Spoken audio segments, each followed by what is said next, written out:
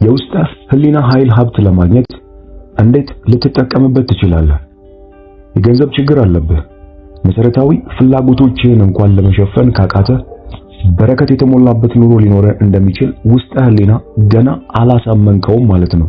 በሳምንት ውስጥ ለጥቂት ሰዓታት ብቻ እየሰሩ ከፍተኛ መጠን ያለው ገንዘብ የሚያገኙ ሰዎች መኖራቸውን ታውቃለህ መቼም። ገንዘብ ሀብት የማግኘው ብቸኛ መንገድ ላብን አንጠፍጥፎ መስራት መሆኑን አትመን። ሀብት ያለ ድካም ይገኛል። የምትወደውን ነገር ለደስታ ስትል ብታደርግ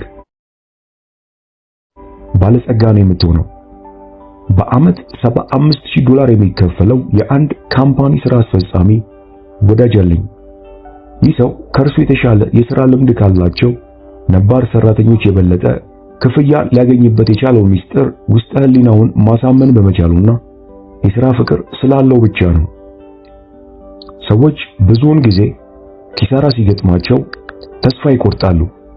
የዚህ ምክንያቱ ውስጥ ህሊናቸውን መቆጣጠር አለመቻላቸው ነው። ማንም ሰው በድህነት ኑሮውን ይገፋ ዘንድ አልተፈጠረም። አእምሮ ውስጥ ያሉትን አሉታዊ አስተሳሰቦች ለማጥራት ቃላት ትልቅ ኃይል አላቸው። የሀብት አስተሳሰብን ለመፍጠር ቀላሉ ዘዴ በየዕለቱ ለ4-5 ጊዜያት ያክል ሀብት፣ ስኬት በማለት ደጋግም። እነዚህ ቃላት ኃያል ናቸው። የውስጥ ህሊናን ውስጣዊ ኃይል ያንጸባርቃሉ። አእምሮህንም በዚህ ታላቅ ኃይል አኳያ ስትመራው በሕይወት ላይ እውን መሆን ይጀምራል። ባለጸጋ ነኝ እያልክ አይደለም፣ በእውነተኛው ኃይል ላይ እየተመረኮዝክ እንጂ። በሀብት አስተሳሰብ ወይም ሐሳብ ላይ ስታተኩር የሀብት ስሜት ደግሞ ሀብትን ይፈጥራል። ውስጥ ህሊና ልክ እንደ ባንክ ነው። በውስጥ ያለውን ሐሳብ አብዝቶ ይከፍልሃል። የድህነትም ሐሳብ ብናስገባበት የሀብትም ሐሳብ ብናስገባበት ያው አብዝቶ ነው የሚያወጣው። ስለዚህ የሀብትን ሐሳብ ምረጥ። ታዲያ ለምን ሰዎች አይሳካላቸውም? በ35 ዓመታት ውስጥ በርካታ ሰዎችን አነጋግሬያለሁ።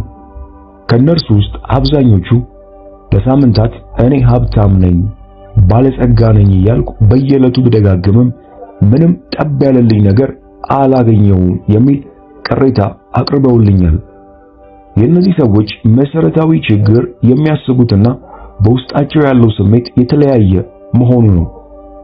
ውስጥ ህሊና የሚቀበለው የቃላት ድግግሞሽን ሳይሆን ውስጥህ በትክክል የሚያምንበትን ነው። የአእምሮ ግጭትን ለማስወገድ በየዕለቱ ከእንቅልፍ በፊት በቀንም በማታም በሁሉ ነገሬ እየበለጸኩ ነኝ ማለትን ደጋግም። ይህ ከውስጥ ህሊና ጋር አይጋጭም። ከፍርሃት የመነጨ አሉታዊ ሐሳቦችን የምታብላላና በቃልህም የምትደጋግም ከሆነ የገንዘብ መጠኑ ያልተጻፈበት ቼክ እንደመፈረም አድርገህ ቁጠረው። በዚህ ቼክ ላይ ተቀባዩ የፈለገውን ያህል የገንዘብ መጠን ጽፎ ሊወስድ እንደሚችል እነዚያ የፍርሃት ሐሳቦችም ውስጥ ህሊና እንደ ጥያቄ ተቀብሏቸው በእንቅፋት መልክ እውን ያደርጋቸዋል። ላለው ይጨመርለታል፣ የሌለው ከጉድለቱ ይቀነስበታል። ውስጥ ህሊና በውስጡ ያለውን ማንኛውንም ነገር እውን ስለሚያደርግ አእምሮህን በገንቢና አዎንታዊ ሐሳቦች ወጥረው። እውነተኛው የሀብት ምንጭ ውስጥ ህሊና የሐሳብ ችግር ወይም ድርቀት የለበትም። በውስጡ እጅግ የበዙና ወደ ገንዘብ ሊለወጡ የሚችሉ ሐሳቦች አሉ። እውነተኛው ሀብት በአክሲዮን ብዛት አሊያም ባንክ ውስጥ ባለው ተቀማጭ ገንዘብ አይወሰንም። እነርሱ የሀብት ምልክቶች ብቻ ናቸው። እውነተኛው የሀብት ምንጭ በራሱም ሀብት የሆነው አስተሳሰብ ነው። በችግር ውስጥ ያሉ ሰዎች ዘወትር የተሳካላቸውን ሰዎች እንዳብጠለጠሉ ነው። የአንዱን ስም እያነሱ እርሱ አጭበርብሮ ነው፣ እርሱ አስጠንቁሎ ነው ማለታቸው የተለመደ ነው። የሚፈልጉትን መልሰው ስለሚኮንኑ ነው የማይሳካላቸው። ሀብት በእኛ ደጅ እንዳይደርስ ለማድረግ ቀላሉ መንገድ ከኛ የበለጠ ሀብት ያላቸውን ሰዎች መኮነን ነው። ከሁሉ በላይ ቅናት የድህነት ምንጭ ነው። ቅናትን ማሸነፍ ቀላል ነው። በሰዎች ስኬት ደስ መሰኘትና ከትልቅ ደረጃም እንዲደርሱ መመኘት ብቻ ነው። ቀናተኛ መሆን በጣም አደገኛ ነገር ነው። ምክንያቱም አእምሮን ባሉታዊ ሐሳቦች ይሞላዋልና። ስለዚህም ሀብት ወደ አንተ ሳይሆን የሚመጣው ካንተ ነው የሚሸሸው። በሰዎች ስኬት ደስ መሰኘት አሉታዊ ሐሳቦችን ከማጥፋቱ ባሻገር በውስጥህ መልካም ስሜት የሚፈጥር በመሆኑ ስኬትን እንድትጎናጸፍ ያስችልሃል። ራስህን በእነዚህ ምክሮች አስታጥቅ። በውስጥ ህሊና ረዳትነት ሀብታም ለመሆን ወስን። ላብህን አንጠፍጥፈ ከልክ በላይ መድከም ምናልባትም ከሞት በኋላ ሊረዳ ይችል ይሆናል። ሀብታም ለመሆን መፍጋት አይጠበቅብህም። ሀብት የውስጥ ህሊና እምነት ነው። የሀብትን ሐሳብ በአእምሮ ላይ አትም። በየዕለቱ ወደ መኝታ ከማምራት በፊት ለ5 ደቂቃ ያክል ሀብት የሚለውን ቃል በጽሞና ብትደጋግም ውስጥ ህሊና እውን ያደርገዋል። የሀብት ስሜት ሀብትን ይፈጥራል። አእምሮህና ልቦና ወይም ውስጥ ህሊና መስማማት አለባቸው።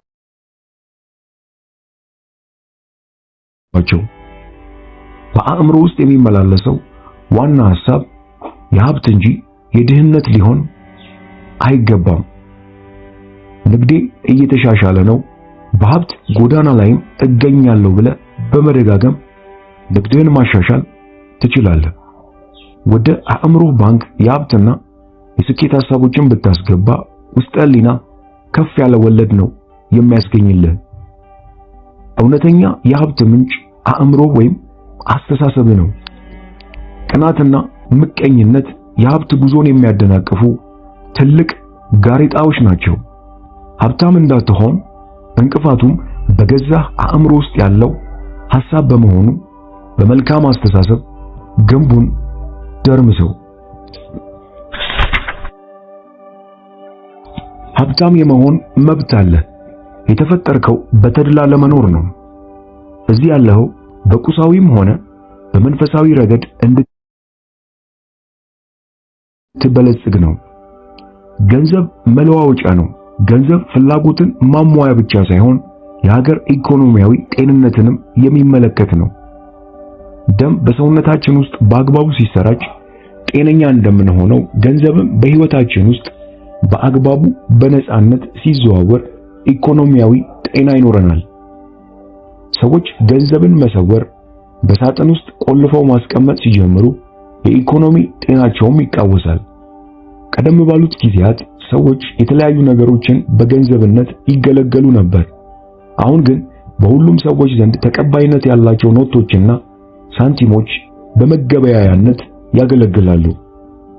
የውስጥ ህሊናን ኃይል መገንዘብ በሀብት ጎዳና ላይ ጉዞ መጀመር ማለት ነው። ሕገ አእምሮን በቅጡ የተገነዘበ ሰው በማንኛውም ሁኔታ ውስጥ በጦርነት ጊዜ እንኳን ቢሆን የተትረፈረፈ ሀብት እንደሚኖረው ያውቃል።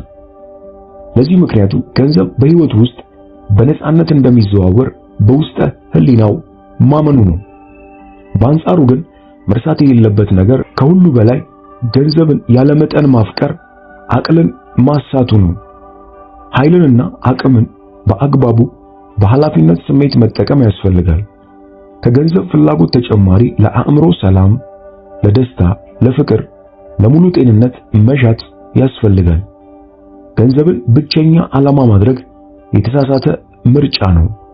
ብቸኛው ፍላጎትህ ገንዘብ መስሎ ቢታይም የኋላ ኋላ እነዚያን መልካም ነገሮች ነፍስህ እንደምትሻ ማወቅ አይቀርም። ድህነት የአእምሮ ህመም ነው። ከድህነት ምንም የሚገኝ መልካም ነገር የለም። አካላዊ ህመም ሲገጥምህ አንዳች ችግር በአንተ ላይ መኖሩን ታስባለህ። ከህመም ለመፈወስም እርዳታን ትሻለህ። ልክ እንደዚያው በህይወት የገንዘብ እጥረት ሲገጥምህ አንዳች የተጠናወተ ችግር እንዳለ ማወቅ ይገባል። በውስጥ ያለው ህገ ህይወት ማደግ መበልጸግ ነው። ስለ ገንዘብ ያለህን አጉል አስተሳሰብ ማጥራት አለብህ። ገንዘብ እርኩስ አድርገህ በፍጹም አትቁጠር። እርኩስ ስታደርገው አንተ ዘንድ ታርቀዋለህ። የምታወግዘውን መሳብ ከቶ አይቻልህምና። ገንዘብን እወዳለሁ፣ በአግባቡም እጠቀምበታለሁ። ገንዘብ በህይወቴ እንደ ልብ ይዘዋወራል። ገንዘብ በጣም ጥሩ ነገር ነው፣ ለመልካም ነገር ብቻ እጠቀምበታለሁ በል እያልክ በመደጋገም ስለ ገንዘብ ያለህን አስተሳሰብ ማስተካከል ትችላለህ። አንድ ሳይንሳዊ አሳቢ ገንዘብን እንዴት ነው የሚመለከተው? ለምሳሌ ወርቅ፣ ብር፣ ሊድ፣ መዳብ ወይም ብረት ከምድር ውስጥ አገኘ እንበል። እነዚህ ነገሮች እርኩስ ትላቸዋለህ? እርኩሰት ሁሉ የሚመነጨው ከሰው የጨለመ ግንዛቤ፣ ከድንቁርናና እንዲሁም ለሕይወት ካለው የተሳሳተ ግንዛቤ ነው። እነዚያን ማዕድናት በመለዋወጫነት ወይም በመገበያየት መጠቀም እንችል ነበር። ነገር ግን የብር ኖቶችና ሳንቲሞችን እንጠቀማለን። እነርሱም እርኩስ አይደሉም። የፊዚክስ እና የኬሚስትሪ ተመራማሪዎች በአንድ ብረትና በሌላ ብረት መካከል ያለው ልዩነት በአስኳላቸው ውስጥ ያለው የኤሌክትሮን ብዛትና እንቅስቃሴ የሚፈጥረው መሆኑን ደርሰውበታል። በአሁኑ ሰዓት አተሞችን በከፍተኛ ጫና ውስጥ በመክተት ወደ ሌላ ንጥረ ነገር መለወጥ ችለዋል። ወርቅን ወደ ሜርኩሪ መለወጥ መቻሉ ይጠቀሳል። ዘመናዊዎቹ ሳይንቲስቶች በላቦራቶሪ ወርቅ፣ ብር ወዘተ መስራት የሚችሉበት ቀን ሩቅ እንደማይሆን ተስፋ አደርጋለሁ። በኪሳችን ያለው ወረቀትም በአተሞች የተዋቀረ ነው። ወረቀቱ ከወርቅ አሊያም ከብር የተለየ የሆነው በአተሞችና ውስጡ ባለው ኤሌክትሮኖች ወይም ፕሮቶን ነው።